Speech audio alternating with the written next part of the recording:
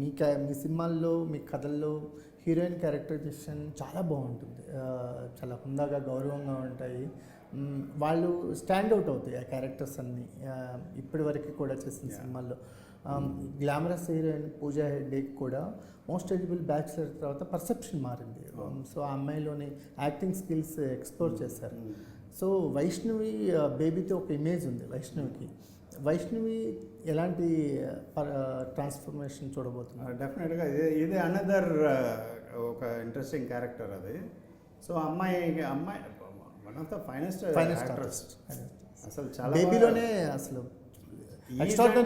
అంటే ఒక పక్క సిద్ధు ఒక ఎత్తు అయితే ఈ అమ్మాయి కూడా ఏంటంటే అంతే.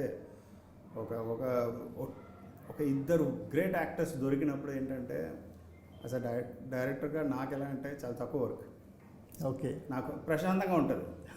అలా అలా తీసుకొచ్చి అలా ఇస్తే వాళ్ళు ఇప్పుడు మనం అనుకున్నది ఒక 100 సార్లు మనం చెప్పి అది చేసి ఇది చేసి అంత కష్టపడక్కర్లేదు. వాళ్ళు చాలా క్విక్గా గ్రాస్ప్ చేస్తారు, చేసిన దాన్ని అలా 100% ఇస్తారు. సో అందువల్ల ఏంటంటే నాకు ఒక ప్లెజెంట్ ఫీలింగ్. మీకు వీళ్ళిద్దరికీ కూడా కాంబినేషన్ సీన్స్ అనేది మీరు డ్యూయల్ రోల్ చేస్తున్నారు, వైష్ణవి డ్యూయల్ రోల్ చేస్తున్నారు కదా, that is more interesting and సర్ప్రైజింగ్గా ఉందండి. అది డ్యూయల్ రోల్ అలా కాదు, అమ్మాయి ఏదో ఒక ఏదో చెప్పింది కానీ బట్ ఒక మీరు చూడండి, రేపు చూసిన తర్వాత చెప్పండి. బట్ అమ్మాయికి అయితే ఒక ఇంట్రెస్టింగ్ క్యారెక్టర్ ఉంది. Interesting character.